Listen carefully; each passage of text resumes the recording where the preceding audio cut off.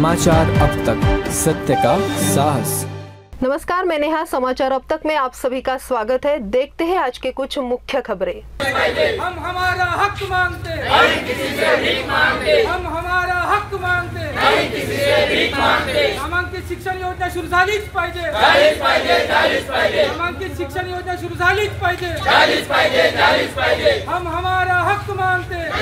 आदिवासी समाज में भारी आक्रोश उस समय सामने आया जब नामांकित निवासी विद्यालयों में शैक्षणिक सत्र 2025-2026 के लिए कक्षा पहली की प्रवेश प्रक्रिया में विलंब हुआ। विभाग की or say 23 December 2024 say 15 February 2025 तक आवेदन स्वीकार किए गए थे और वादा किया गया था कि चयन सूची समय पर जारी होगी। विदर्भ क्षेत्र में 23 जून 2025 से नया शैक्षणिक सत्र भी प्रारंभ हो चुका है और विद्यालयों में विधिवत प्रवेश उत्सव भी मना लिया गया। लेकिन एक महीने से अधिक समय बीत जाने के बाद भी पहली कक्षा के प्रवेश सूची घोषित नहीं की गई। इस कारण अनुसूचित जनजाति के विद्यार्थियों और उनके पालकों में निराशा और रोष का माहौल है।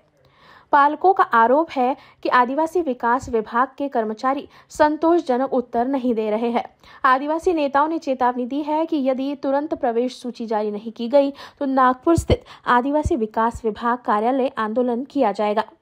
आदिवासी विकास परिषद और आदिवासी संगठन की ओर से आज गिरिपेट स्थित कार्यालय आंदोलन किया गया। आज सर्व आदिवासी सामाजिक संघटनांच्या वतीने अप्पर आयुक्त आदिवासी विकास विभाग नागपूर येथे एक आंदोलनात्मक भूमिका घेतलेली आहे। त्याचं मुख्य कारण म्हणजे सन 2014 पासून आदिवासी समाजातील विद्यार्थी हे समाजाच्या मुख्य धारेत आले पाहिजे म्हणून इंग्रजी माध्यमांचं शिक्षण त्यांना देण्याची योजना या राज्यामध्ये राबवण्यात आली होती आणि त्याला खूप चांगला प्रतिसाद मिळत होता। आणि असं असताना यावर्षी 2025-26 शैक्षणिक सत्र सुरू होऊन 3 महिन्याचा कालावधी लोटला। प्रकल्प अधिकारी एकात्मिक आदिवासी विकास विभाग यांनी डिसेंबरमध्ये वर्तमानपत्रामध्ये जाहिराती देऊन विद्यार्थ्यांचे अर्ज मागवले। अर्जांची छाननी केली, त्यांची यादी सुद्धा लावली, परंतु अद्यापही शाळा त्यांनी मंजूर केलेल्या नाही। आणि आज 3 महिन्यापासून हे सर्व बिचारे आदिवासी गोरगरीब जनतेचे जे पोरं आहेत, विद्यार्थी आहेत, मुलं मुली आहेत, हे आज शिक्षणापासून वंचित आहे। शासनाने या संदर्भामध्ये सर्व सामाजिक संघटनांनी वारंवार निवेदन दिले, परंतु त्या निवेदनाला सरकारने कचऱ्याच्या पेटीत टाकलेलं आहे आणि त्याच्यावर अद्यापही शून्य कारवाई झालेली आहे।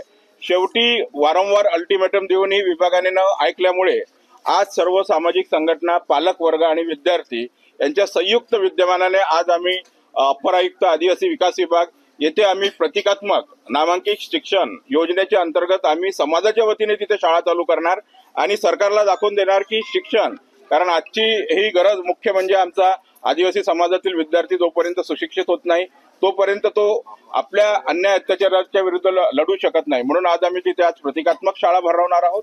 त्याच संदर्भात आज शासनाने आम्ही त्यांना 2 तासाचा अल्टिमेटम देऊन 2 तासात जर त्यांनी निर्णय घेतला नाही तर सायंकाळी प्रकल्प अधिकारी एकात्मिक आदिवासी विकास नागपूर यांनी डिसेंबर मध्ये जी जाहिरात दिली आणि विद्यार्थी आणि पालकांकडून अर्ज मागवले, ही अर्ज म्हणजे आजही ती जाहिरात अस्तित्वात आहे आणि हे अर्ज मागवून त्यांनी जे आदिवासी समाजाची दिशाभूल केलेली आहे, फसवणूक केली आहे, तर आज आम्ही सर्व समाजाच्या वतीने, पालकांच्या वतीने प्रकल्प अधिकारी यांच्यावर गुन्हा नोंदवू आणि त्यांनी शासनाची म्हणजे आदिवासी पालकांची फसवणूक केली, सोबतच विद्यार्थ्यांना शिक्षणापासून वंचित ठेवलं, त्यांना शिक्षण हक्क कायद्यापासून डावललं आणि एक आदिवासींवर अन्यायकारक केला म्हणून अॅट्रॉसिटी ऍक्ट अंतर्गत सुद्धा आम्ही आज सायंकाळी त्यांच्यावर गुन्हा नोंदवू आणि पर्यायाने शासनाला त्याचं उत्तर देणं भाग पडेल आणि या पद्धतीने आज आमच्या इथे आंदोलनाची सुरुवात करतात। धन्यवाद।